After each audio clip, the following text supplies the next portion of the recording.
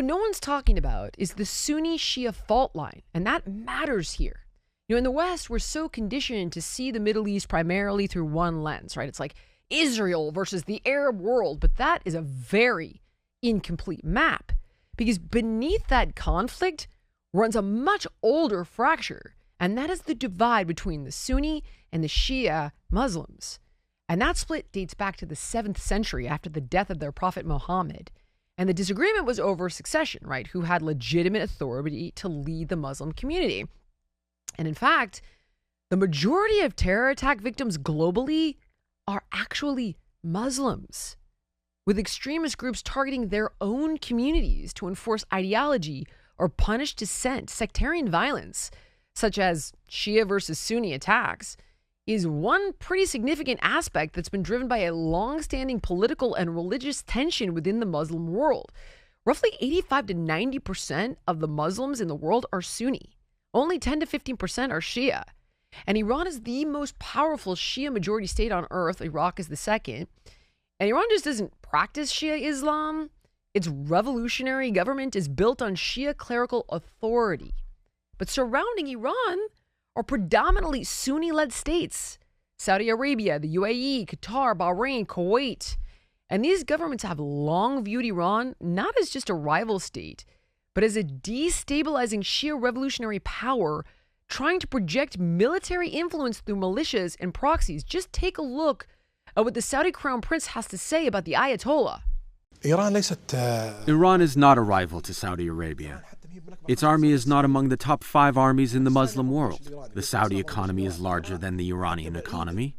Iran is far from being equal to Saudi Arabia. But I've seen that you called the Ayatollah Khamenei the new Hitler of the Middle East. Absolutely. Why? Because he wants to expand. He wants to create his own project in the Middle East, very much like Hitler, who wanted to expand at the time. Many countries around the world and in Europe did not realize how dangerous Hitler was until what happened. I don't want to see the same events happening in the Middle East. Does Saudi Arabia need nuclear weapons to counter Iran? Saudi Arabia does not want to acquire any nuclear bomb. But without a doubt, if Iran developed a nuclear bomb, we will follow suit as soon as possible. So when Iran launches missiles, it's not just Israel that's calculating risk. It's Riyadh, Abu Dhabi, Doha, Manama. And when the U.S. strikes Iran, those Sunni monarchies face a dilemma because they fear Iranian expansion, but they also fear becoming battlefields in the Shia-Sunni power struggle. So this is not just Israel versus Iran. That is propaganda. This is a regional chessboard that's shaped by 1,400 years of division, one that still dictates alliances, proxy wars, and political survival across the Middle East. And then the war widened again because on March 2nd, after what it called 2 days of strategic patience, Hezbollah, the Islamist terror group in Lebanon, they entered the fight, launching missiles and drones toward northern Israel in retaliation for Khomeini's death. So this is no longer a contained exchange, it's a regional escalation. Now let's jump to the tally. So President Trump stated that the strike decapitated dozens of senior Iranian military and political leaders, including the supreme leader. He also confirmed that 9 major Iranian naval vessels were sunk and the naval facilities were heavily damaged. U.S. and Israeli officials say that Iran's air defense network was severely degraded in the opening hours, which allowed their coalition of aircraft to operate with relative dominance. So you'd think, oh, but we're close to this being over. No, we're not. In fact, the president says that the stated mission continues unabated, warning us that the fighting will likely continue for the remainder of the month, 4 to 5 more weeks. And the focus now is Iran's remaining missile infrastructure, particularly the mobile launchers hidden in the mountainous terrain. And as long as those systems remain operational, the Gulf states and Israel remain within range. Now, publicly, Tehran's new leadership is vowing continued resistance, but privately, there's talk that Iran is signaling through Oman, who is their traditional intermediary, that it might be open to de-escalation.